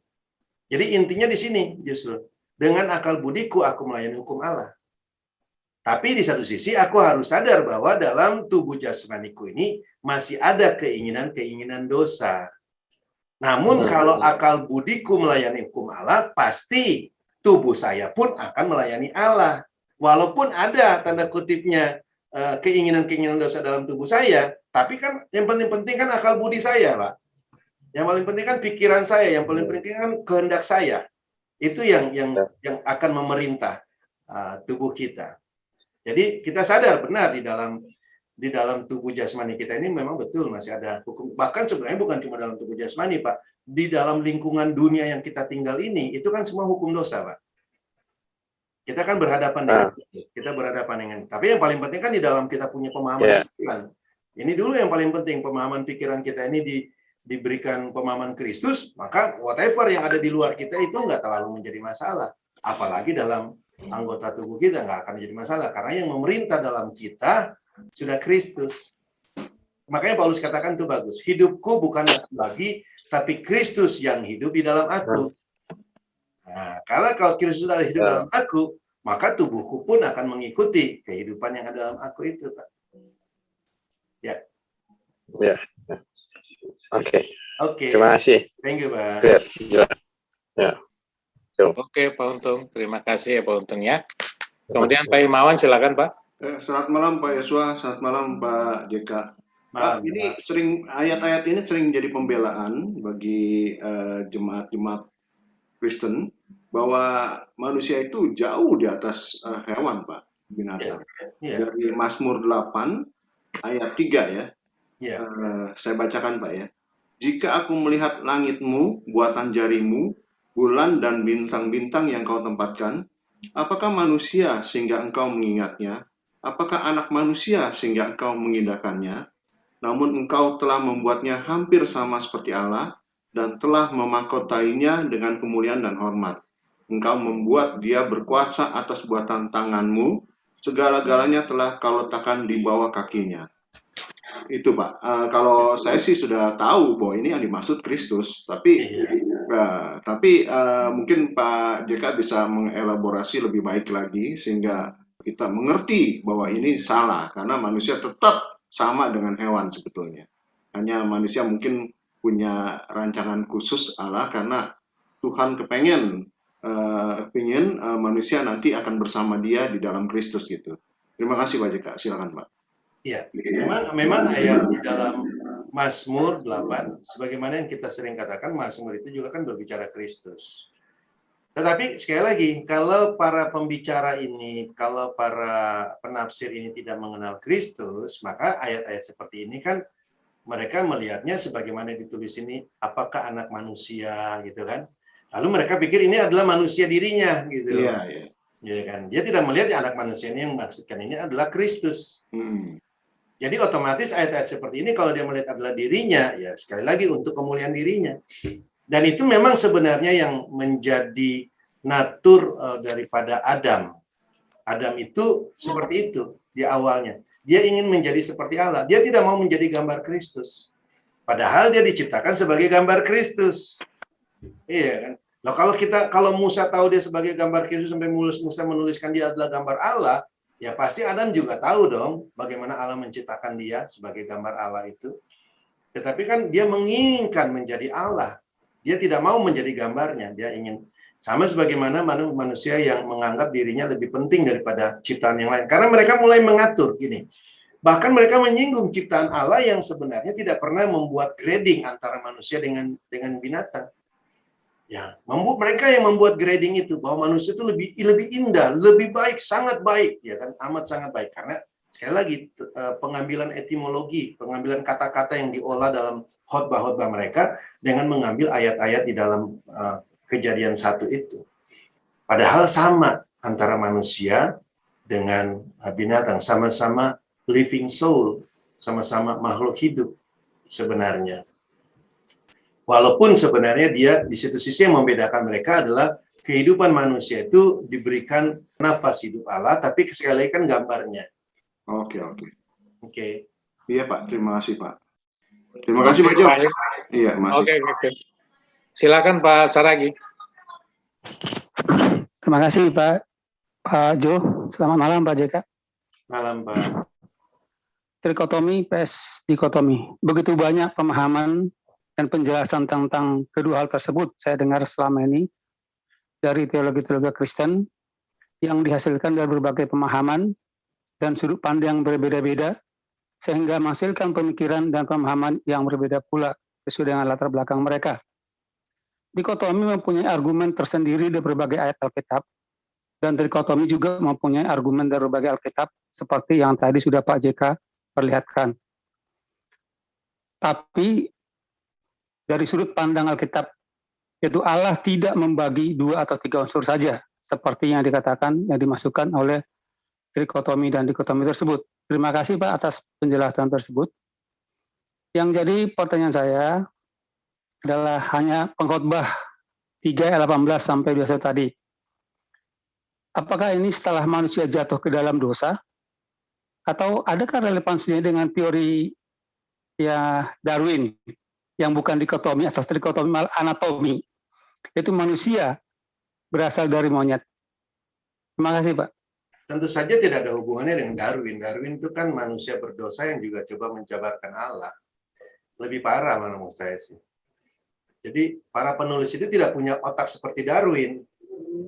Tetapi mereka ingin memperlihatkan bagaimana di pemandangan Allah juga manusia itu tidak. Kalau tadi kan Bapak ambilnya pengkhotbah ya. Pengkhotbah 3 18 21. Nah, ini kan dia berbicara tentang manusia-manusia duniawi. Aku berkata dalam hati, Allah hendak menguji mereka dan memperlihatkan kepada mereka bahwa mereka hanyalah binatang. Jadi itu yang ingin dikasih lihat bahwa memang begitulah keberadaan manusia duniawi, manusia adamik itu. Begitulah keberadaan kita sebenarnya sebelum kita ada dalam Kristus. Itu yang juga kita kalau melihat seperti itu kita bisa menghargai bagaimana kita dalam Kristus. Nah, sekali lagi tidak sama dengan Darwin. Dan tidak pernah ada teori itu dari dahulu di dalam hati para rasul atau para nabi, ya, tidak ada seperti itu. Bahkan seperti yang saya katakan tadi, dikotomi pun tidak ada di dalam hati para rasul dan para nabi, nggak ada. Jadi itu bukan isi Alkitab, itu memang konsep manusia yang coba dijabarkan, dan konsep manusia ini kemudian memang laku dijual karena banyakkan orang nggak mengerti Kristus kan Pak. Dan memang mereka senang dengan hal itu karena membanggakan diri mereka bahwa mereka itu bisa berhubungan dengan Allah, padahal dia nggak mengenal Kristus. Bisa bayangkan orang berkata, oh rohmu yang berbicara, ya karena aku berbahasa roh, dan dikatakan dalam ayat Alkitab juga rohmu yang berbicara, maka dia berpikir dia berhubungan dengan Allah.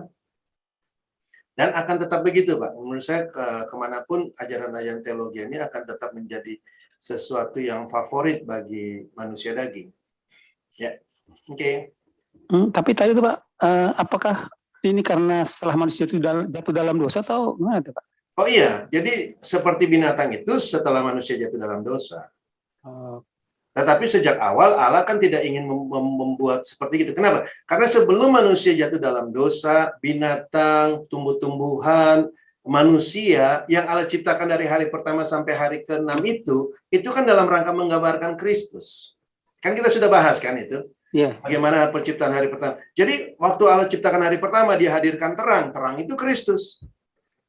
Ya, dia lakukan pemisahan-pemisahan, itu Kristus. Dia ciptakan binatang-binatang, dia ciptakan laut dan sebagainya. Itu semua gambar dalam Kristus, gitu Pak. Gambaran Kristus. Namun ketika manusia jatuh dalam dosa, maka seluruh dunia kan penuh dengan dosa.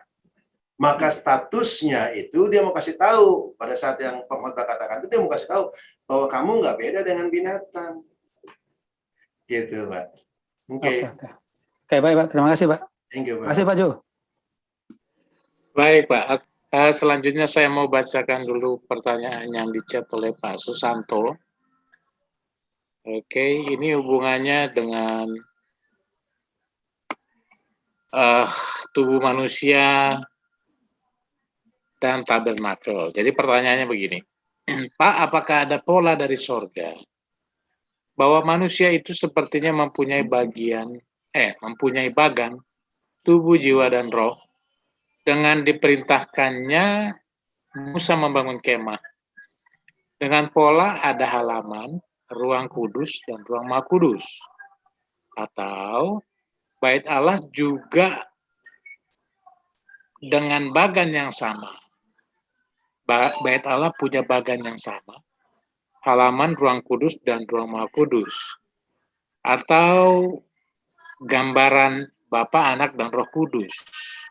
Untuk apa gambaran-gambaran bagan tabernakel itu? Oke, jadi pertama, apakah memang ada persamaan mengenai tubuh manusia itu? Bagan tubuh manusia itu dengan bagan kemah suci, dan untuk apa, jika ada, untuk apa dua bagan tabernakel itu? Kira-kira demikian. Iya. Itu memang salah satu teori yang dijabarkan, teori yang dihadirkan oleh trikotomi. Jadi yang tadi dikatakan oleh Pak Susanto ini memang ajaran trikotomi. Ya.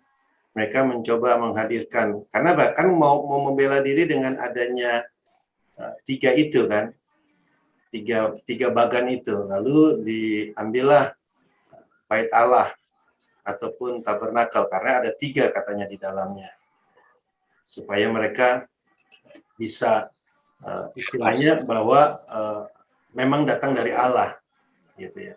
Tapi kita kan sudah punya dasar yang bagus sebenarnya, bahwa apa yang Allah buat itu kan bukan dalam rangka menggambarkan manusia.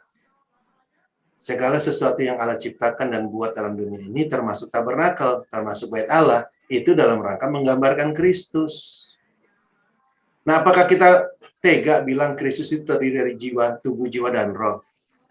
Kalau memang bait Allah itu terdiri dari gambaran tiga itu, tubuh, jiwa, dan roh, dan bait Allah itu adalah gambaran Kristus, apa betul di Alkitab itu bahwa Kristus itu terdiri dari tubuh, jiwa, dan roh? Kan enggak. Kristus itu kan hanya ada dua tanda kutipnya, ada Kristusnya dan ada tubuhnya. Tapi itu pun juga satu kesatuan. Karena kalau enggak ada Kristus dalam tubuh yang ini, itu bukan Kristus. Jadi katakan saya mengaku, seperti yang saya sering katakan, begitu banyak sekali orang mengaku tubuh Kristus. Tapi Kristusnya belum datang. Itu bukan Kristus namanya. Kenapa? Karena nggak ada Kristusnya di dalam diri dia. Jadi itu hanya tubuh, dan itu bukan tubuh Kristus. Kenapa? Karena nggak ada Kristusnya. Itu sekali lagi. Ya. Jadi bukan itu gambarnya. Nah, sekali lagi kita harus kembali kepada buat apa bait Allah? Bait Allah adalah gambaran Kristus. Makanya Kristus harus datang ke dalam dunia. Kenapa? Karena ada halaman di mana korban itu disembelih. Halaman itu gambaran di mana Kristus disembelih. Ya, kan di halaman itu terjadilah penyembelihan korban-korban. Memangnya dalam tubuh kita ini terjadi penyembelihan korban-korban? Kan enggak. Kan bukan itu. Jadi gambar-gambar seperti ini sekali lagi hanya mencocok-cocokkan apa yang ada dalam Alkitab untuk mendukung pemahaman mereka yang sudah dikasih topik trikotomi. Allah nggak pernah kasih topik trikotomi manusia itu. Allah kasih topiknya Kristus. Jadi manusia itu adalah gambar Kristus.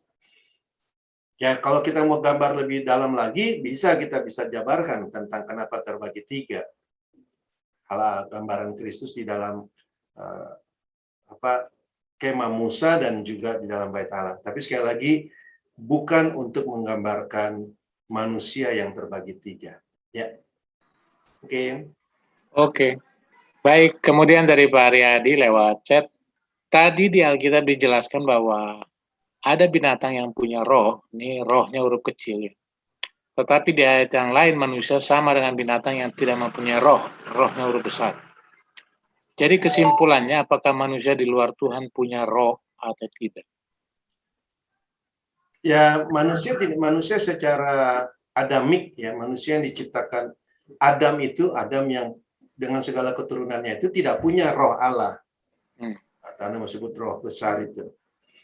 Tidak ada roh Allah. Nah, tapi ada pada dia adalah nafas Allah yang menjadi kehidupan manusia itu. Yang kemudian di dalam Alkitab, kadangkala nafas Allah ini disebutnya jiwa, kadangkala disebutnya roh oleh penulis-penulisnya, kadangkala disebut hati, kadangkala disebut kemauan, kehendak, pikiran. Nah, itu hanya untuk menggambarkan kehidupan yang ada dalam manusia yang naturnya Adam. Itu dulu ya. Jadi kita tidak memilah ada roh, ada jiwa, ada apa di dalam manusia, itu tidak hanya satu aja, satu kehidupan manusia. Nah, kalau kehidupan manusia Adam ini kemudian dia menerima Kristus sehingga kehidupan Adamnya mati, sehingga diberikanlah dia satu yang baru dalam diri dia yang disebut dengan roh. Kenapa roh? Karena Allah itu adalah roh. Diberikanlah Kristus kepada dia sebagai kehidupan dia.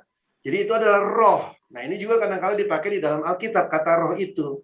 Ya, roh kamu sudah menjadi manusia roh. Nah, manusia roh itu kan berarti manusia yang memiliki kehidupan Kristus. Jadi ini cuma masalah kata roh, ini cuma masalah istilah-istilah saja. Asal kita mengerti bahwa manusia adamik itu tidak pernah memiliki roh Allah di dalam dirinya. Sama seperti kita, sebelum kita menerima Kristus, tidak ada roh Allah dalam diri kita. Namun ketika kita menerima roh Allah, adalah roh itu.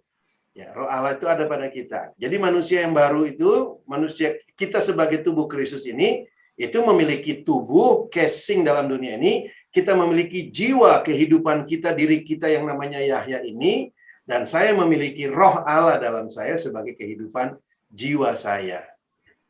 Oke. Kira-kira demikian Pak Riyadi. Apakah ada yang mau Bapak elaborate lagi?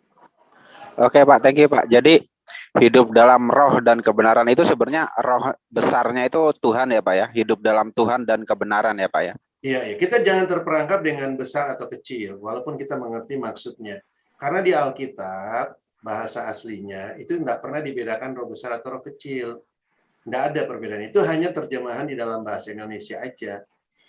Jadi dalam Alkitab hanya mereka sebutnya roh, nggak pernah disebutnya asal, tetapi orang yang membacanya itu mengerti.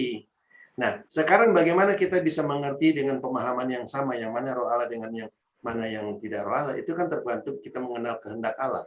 Kalau kita sudah mengenal kehendak Allah seperti yang tadi bahwa manusia diciptakan sebagai gambar Allah, ketika kita baca Alkitab kita tahu waktu disebut manusia punya roh, kita tahu itu maksudnya jiwa. Gitu lah, karena manusia yang adamik itu tidak pernah punya roh Allah. Tapi waktu di sisi yang lain kita tahu bahwa manusia disebut punya roh, lalu dikatakan berhubungan dengan Allah, oh kita tahu itu manusia baru karena sudah punya roh Allah. Jadi kita bisa bedakan. Lalu oleh para penafsir, lalu oleh para penerjemah ini kadang-kala mereka sebut dengan huruf besar gitu loh Pak, R-nya. Jadi huruf besar kecil itu tergantung penerjemahnya. Yang kadang-kala sebenarnya mungkin aja sebenarnya maksud daripada penulisnya itu huruf kecil tanda kutipnya, tetapi si penerjemah baca oh ini huruf besar ya, dibikinlah huruf besar oleh si penerjemah. Jadi kita juga harus hati-hati di dalam membaca Alkitab itu. Tentu saja berdasarkan pemahaman dasar dulu, Pak. Ya. Oke. Cukup Pak Riyadi? Cukup Pak, thank you Pak. Oke, baik. Ya memang kalau gereja mainstream biasanya pakai dikotomi, tapi kalau gereja yang di luar mainstream mereka pakai trikotomi. Nah, mereka ribut itu mengenai jiwa dan roh. Dan mereka, padahal sebenarnya mereka tahu bahwa Alkitab itu pakai dua bahasa, Ibrani dan Yunani. Jadi kalau jiwa bahasa Ibraninya itu nefes, jiwa ya, bahasa Ibraninya nefes.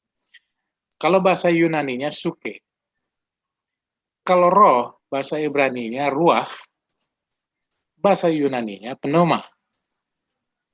Jadi, yang mereka mungkin tidak pahami, atau mungkin sengaja tidak pahami adalah bahwa kata-kata itu punya makna interchangeable. Jadi bisa dibolak-balik. Bisa roh jadi jiwa, jiwa jadi roh. Betul. Nah, mungkin itu juga ya Pak ya yang bikin mereka miss ya. Atau mungkin mereka karena kekurang pahaman gitu. Jadi kekurang pahaman dari makna dari satu kata ini. Yang mana bisa interchangeable. Itu yang bikin mereka jadi apa ya? Ya itu tadi saya bilang miss dari apa yang harusnya dipahami begitu. Ya. Kalau levelnya teolog, saya rasa bukan mereka nggak mengerti soal kata yang bisa berarti banyak itu. Tapi memang saya melihat unsur itu yang tadi, unsur manusianya yang memang ingin memiliki satu perbedaan dengan yang lain. Mereka kan kadang-kadang kan menghadirkan suatu teologi karena ingin berbeda dengan yang lain. Bisa. Karena sudah terkotak-kotak dalam kelompok-kelompok. Misalkan kelompok ini ya pemahaman kita ini, sehingga pikiran mereka waktu baca Alkitab udahlah hantam aja walaupun sudah bisa. Karena begini contohnya, banyak kok pendeta tahu persepuluhan itu tidak berlaku. Karena golongan dia ada persepuluhannya, dia hantam promotor saja, dia hotbain aja ada tuh semua persepuluhan. Jadi memang manusianya ya, manusianya. Nah, ini kan tergantung sekarang pada kita mau tergantung pada golongan itu ataukah kita mau melihat rancangan Allah itu. Jadi kita sebenarnya tidak berbeda juga dengan para teolog itu pada posisi sebagai manusia kan. Jadi kita juga jangan merasa juga lebih rendah daripada teolog kalau menurut saya sih. Kalau mereka bisa tahu itu, kita jangan bisa tahu itu, berarti kan sama aja kita punya pemahaman dengan mereka. Cuma sekarang di sini kan kembali kita lihat sikap hati yang mau mengikuti Allah ataukah mau membela golongan atau teolog tertentu, Pak. Ya, oke. Baik, saya mau ke dokter. Dokter, selamat malam, dokter. Oke, dok mau tanya dong, dok. Apa tuh? Ini dari apa? Dari sains lah. Saya anggap dokter bisa mewakili pemahaman dari sains. Kok saya? Loh, iya dong, pas dong, dok. Ya. Enggak. Artinya yang pertanyaan saya begini. Apakah yang dipahami oleh sains itu memang ada persamaannya dengan apa yang di Alkitab? Oh iya, mengenai bagian-bagian tubuh manusia itu. Nah, kalau sains kan menerangkannya tubuh, jiwa, dan roh. Oh, kalau sains gitu ya? Iya. Itu ilmu kedokteran juga begitu. Iya. Tubuh, jiwa, dan roh. Tanpa bisa dijelaskan secara detail satu persatunya. Dulu kita juga mengalami kebingungan. Jadi manusia itu ada roh. Nah, setelah kita baca firman Tuhan dengan teliti, manusia nggak punya roh. Yang punya roh cuma Allah sendiri gitu kan. Cuman hati manusia itu, hidupnya manusia itu bisa mengikatkan diri kepada Tuhan. Yang roh. 1 Korintus 6 ayat 17 kan. Di mana juga Pengkhotbah 3 ayat 11 itu kan, manusia itu punya potensi untuk memperoleh kekekalan. Nah, kekekalan itu terus tergantung nih, mengikatkan diri kekekalan kepada Tuhan atau kepada iblis gitu kan. Itu dia. Jadi sebenarnya jadi sederhana. Sejak ikut Pak Yahya ini semua jadi terbuka gitu. Jadi dari awal ciptaan, ciptaan di bumi ditempatkan di surga, Taman Eden. Nah, manusia dikasih ketaatan, bisa nggak diuji, jangan makan buah pohon pengetahuan baik dan buruk gitu kan, dan jahat.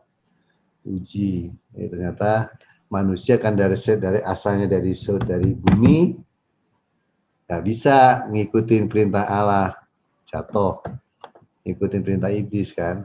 Nah, tapi kalau dari Yesus yang datang dari surga dalam berupa manusia, dicobain, dia ngikutin perintah yang sesuai dengan firman Tuhan gitu kan, sesuai dengan naturnya, yaitu Matius 4 itu kan, pencobaan. Jadi di situ ada perbedaan yang jelas sekali, manusia dari bumi dari bumi tanah ditempatkan di surga, jatuh, nggak bisa ngikutin perintah Allah.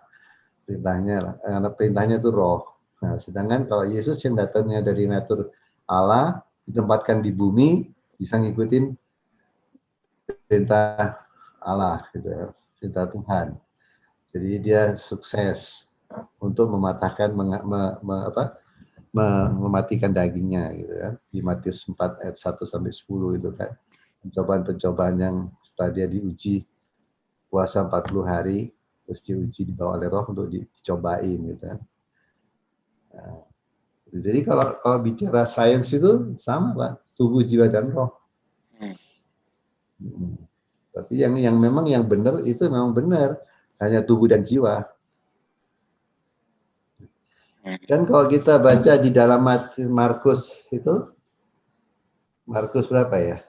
Yang sembahlah Tuhan Allahmu dengan segenap hatimu, dengan segenap jiwamu, dan segenap kekuatanmu. Berarti itu satu kesatuan sih sebetulnya. Tubuh, jiwa, dan roh itu satu kesatuan, tuh miliknya manusia sebetulnya. Tanya Pak Yahya. Benar nggak, Pak? Oke. Tapi bukannya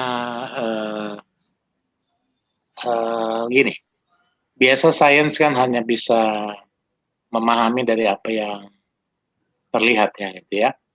Iya. Jadi maksud saya begini, bukankah sains dalam arti ilmu kedokteran ini bisa mereka memahaminya hanya terlihat dengan tidak terlihat. Jadi yang terlihat itu tubuh, ya tidak terlihat itu roh. Oh, iya. Jiwa itu karakter manusia itu. Oh, gitu. Nah, roh yang berhidup. Hidupnya manusia itu roh, tapi karakter manusia itu di jiwa. Maka itu ada ilmu kejiwaan, psikiatri. Ya. Oke. Gitu. Ya, yang sakit kan kita tahu psikopat itu kan, sakit kejiwaan, stres, itu kan semua kejiwaan. Ya. Kejiwaan itu hidupnya manusia, tapi ya, karakter manusia, tapi yang beri hidup kan roh. Jadi manusia udah punya roh, jadi. Iya. Kalau menurut ilmu kedokteran begitu. Oke, baik, terima kasih Dok. Pak Yaya, ada yang mau ditambahkan? Ya, saya juga tahunya begitu di sains. Karena Yunani punya pemahaman kan juga begitu ya. Punya pemahaman. Tapi memang dari sana pemahaman. Kedokteran kan ngambilnya dari Yunani banyak. Iya, iya. Dan mungkin itu pula, karena banyak dokter juga yang jadi pendeta, mungkin juga makanya ikut Kristen lahirlah trikotomi. kita kan nggak tahu, tapi kan pasti kan pemahaman itu dibawa dari yang mereka punya kan, iya kan, bukan? Ya, betul. Tanpa dasar. Iya. Kira-kira tanpa dasar. Tanpa dasar dan tanpa sadar. Gitu dia. Kita juga ngikut aja, kalau kita nggak ngerti firman Tuhan kan ikut aja tuh. Iya. Dulu kan juga sama, waktu kita ikut gereja lama kan tanpa sadar kita ngikutin aja tuh bahwa manusia udah ada rohnya. Iya. Maka itu di dalam Yohanes 6 ayat 63, Pak. Iya. Roh beri hidup, daging sama sekali tidak berguna kan? Iya, iya. Oke. Kalau begitu Pak Riyadi. Oh ya. Ya, gimana Dok? Nah, kalau lihat di Markus 12 itu ayat 30 itu, kasih Tuhan Allahmu itu kan menggambarkan bahwa manusia itu seutuhnya manusia itu dipersembahkan kepada Tuhan, itu kan sebetulnya kan. Iya. Markus 12 itu ayat 37 kan, termasuk sembahlah kasih Tuhan Allahmu dengan segenap hatimu, dengan segenap dan, kan ada kata dan itu kan. Jadi kesetaraan itu kan sebetulnya kan. Iya. Ya, segenap hatimu, jiwamu, akal budimu, itu kan menghidupkan manusia kan. Iya. Jadi cuman di situ sepertinya terpisah, padahal enggak karena ada kata dan kan. Iya. Hatimu, akal budimu, jiwamu, kekuatanmu itu kan kesetaraan. Itulah hidup manusia itu kan. Iya. Tidak dipisah-pisahkan. Iya, betul. Oke. Ya. Saya mau ke ibu-ibu lah. Ibu Anya, selamat malam Bu. Iya, selamat malam. Selamat malam Pak. Ya, silakan. Kayaknya sudah banyak ya. Cuma tadi dari rangkaian yang disampaikan tadi, mulai dari Adam, kalau Adam sudah hanya terdiri dari manusia, makhluk yang hidup itu dari tubuh dan jiwa. Kalau Adam memiliki roh yang dimaksudkan dengan roh dari Allah, dia tidak akan tunduk kepada iblis lah, kita tahu yang disebut ular tua itu.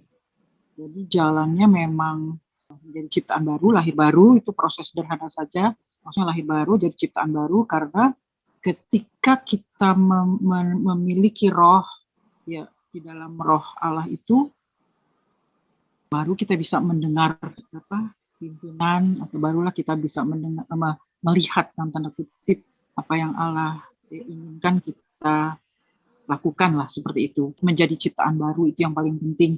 Karena kan tadi awalnya Pak Yahya bilang nggak ada itu yang namanya istilah mati rohani.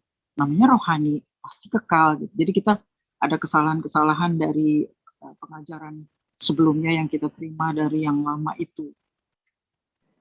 Baik Ibu, terima kasih juga. Oke, baik. Ya Pak Tony. Iya Pak Jo, Pak JK, sebenarnya saya nggak ada pertanyaan, cuman ada mungkin pernyataan saja ya, boleh ya. Sebenarnya apa yang sudah Pak JK paparkan, ya kembali kalau ingat sebelum-sebelumnya banyak hal yang sudah Pak JK ajarkan kita bagaimana melihat, dan saya merasa kalau pribadi seperti selubung yang lama sudah dibukakan, jadi lihat makin terang benderang apa yang Pak JK paparkan lagi. Jadi saya nggak ada pertanyaan kenapa, karena pemahaman yang lama sudah runtuh gitu dengan pemahaman baru, sehingga yang lama apa yang saya dapatkan sebelumnya udah rontok, istilahnya sudah ngerti. Oh ini banyak ajaran-ajaran yang sebelumnya saya dapat itu adalah filosofi ataupun cara pikir, atau bahasa kerennya ya Injil manusia, ya kan. Nah jadi maaf, saya bukan mau arogan atau apa, tapi itulah kembali saya sering katakan ilustrasi, kalau kita biasa megang uang, kerja di bank, orang yang kerja di bank biasa pegang uang asli, ya kan. Ketika selembar uang palsu lewat aja dia udah tahu, dia belum pakai sinar pun dia pegang udah tahu, ini palsu ini. Kenapa? Karena dia sering pegang yang asli, sehingga dia tahu yang palsu. Apakah Taylor itu sombong soal uang? Bukan dia arogan, karena dia tahu mana palsu, mana enggak, mana asli, mana bukan, gitu kan. Nah, kalau saya misalnya suka main di bangunan, kalau kontraktor masukin besi saja, besi 12 dia pakai yang banci, saya tahu karena saya pernah lihat yang asli, yang 12 Indo aslinya kayak apa gitu. Ya, keramik juga saya tahu, kalau dia misalnya ada granit, kita bilang standarnya granitnya ini. Tahu-tahu dia pasangnya granit itu beda. Granit Pak, saya lihat, loh kok nggak ada coatingnya? Oh ya Pak, yang coating toko udah nggak ada stok Pak. Adanya kayak gini. Berarti ini kan palsu, bukan yang sesuai kita sepakatin. Kembali, jadi kalau kita sudah dibukakan hal-hal yang benar tentang Kristus, jadi otomatis pengajaran lama rontok itu. Yang sudah kita pernah tangkap itu, oh iya kemarin aku dapat ini, oh ini rontok, ini bukan, ini palsu gitu. Apalagi kita ngerti seperti yang Pak JK sering katakan, ketika Adam jatuh dalam dosa, sejak itulah manusia jatuh dalam perangkap si jahat, kuasa kegelapan. Sejak itu manusia keturunannya hidup dalam dustanya iblis, ya kan?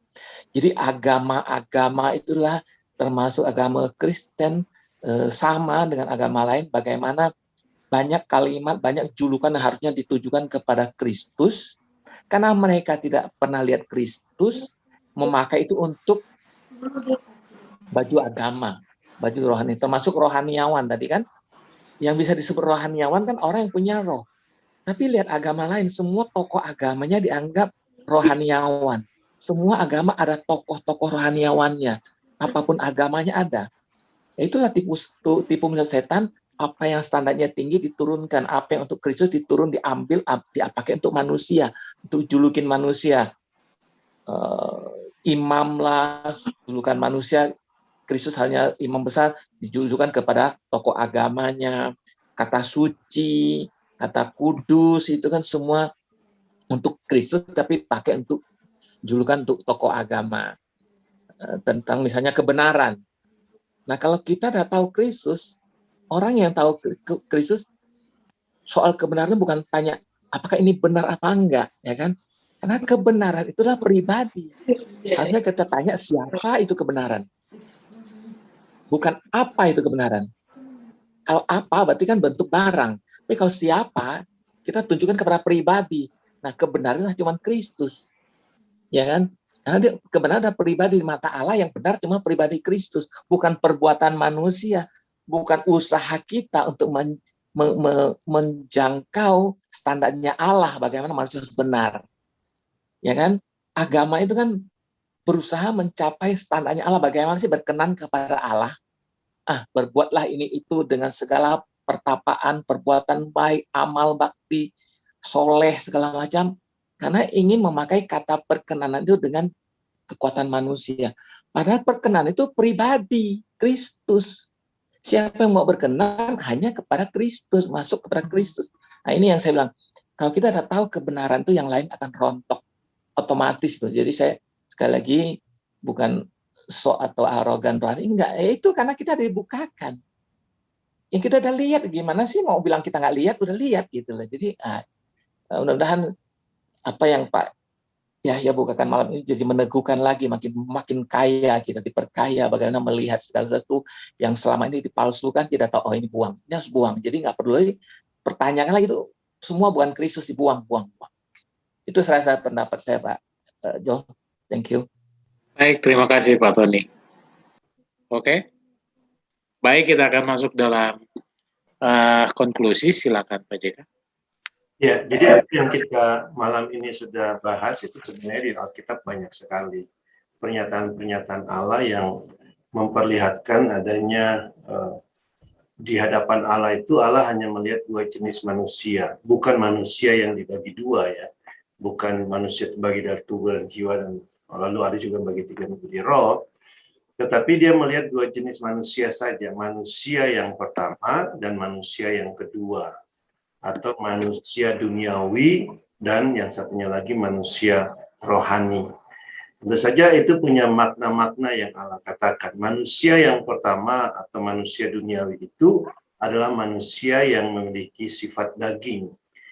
Daging bukan cuma dia punya tubuh, tetapi dia punya daging. Sifatnya, naturnya, kehidupannya itu adalah daging.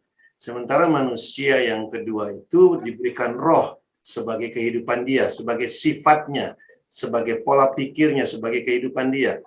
Jadi ada perbedaan sekali. Dan kita tahu bahwa pernyataan-pernyataan itu sudah jelas di Alkitab dikatakan. Yesus kepada Nikodemus itu kan mengatakan dengan jelas bahwa yang lahir dari daging adalah daging. Dia katakan apa yang dilahirkan dari daging adalah daging. Dan apa yang dilahirkan dari roh adalah roh. Jadi yang dilahirkan dari daging pasti tidak punya roh. Karena yang dilahirkan dari roh itulah adalah roh.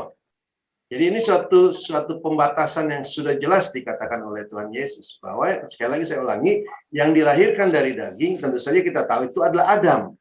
Adam kan tidak pernah dilahirkan dari roh. Dan Adam kan tidak pernah roh menjadi daging. Tidak pernah terjadi itu. Walaupun ajaran-ajaran trikotomi mengajarkannya seperti itu. Dia dilahirkan dengan roh, tapi kemudian dia bersifat daging karena jatuh dalam dosa. Ya, jadi manusia daging itu tidak pernah berubah menjadi manusia roh. Atau tidak pernah juga berubah yang tadinya Adam itu katanya diberikan roh Allah, lalu dia berubah menjadi manusia daging. Itu bukan yang diperlihatkan Alkitab. Itu teori manusia dalam mempertahankan mereka punya teologi atau teori yang sudah mereka buat. Yesus sekali lagi saya katakan dengan jelas, ini Tuhan Yesus loh. Kalau Tuhan Yesus kita nggak percaya, ya buat apa kita melayani dia, ya kan? Dia katakan dengan jelas bahwa yang lahir dari daging adalah daging, yang lahir dari roh adalah roh. Bahkan di dalam tulisan Rasul Paulus, juga Paulus menyatakan dengan jelas bagaimana manusia duniawi itu. Jadi kalau tadi katakan dengan manusia daging, Paulus mengatakan manusia duniawi tidak menerima yang berasal dari roh Allah. 1 Korintus 2 ayatnya yang ke-14. Tetapi manusia duniawi, nah ini dia. Manusia duniawi ini kan Adam dan Hawa. Tidak menerima apa yang berasal dari roh Allah. Nah, kalau dia tidak menerima apa yang berasal dari roh Allah, apalagi dia menerima roh Allah. Pasti tidak ada. Yang dari Allah saja tidak berikan apa-apa kepada dia, apalagi rohnya. Ya. Jadi dia tidak menerima apa yang berasal dari roh Allah. Ini bukan cuma pemahaman. Tentu saja segala kepikiran-pikiran, tentu saja segala keberadaan Allah itu tidak dimengerti, tidak diterima oleh manusia duniawi. Kenapa? Karena hal itu baginya adalah suatu kebodohan. Artinya bertentangan dengan natur dia sebagai manusia duniawi.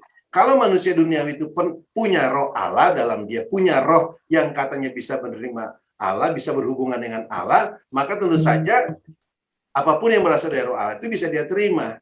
Tetapi kenapa manusia tidak bisa menerima dari apa yang berasal dari roh Allah? Karena memang tidak ada roh dalam diri dia. Karena tidak ada kehidupan Allah. Ia tidak dapat memahaminya, sebab hal itu hanya dapat dinilai secara rohani. Ya, ini pembedanya. Namun manusia rohani menilai segala sesuatu, tetapi ia sendiri tidak dinilai oleh orang lain. Jadi manusia rohanilah yang bisa menerima hal-hal yang datang dari roh Allah itu.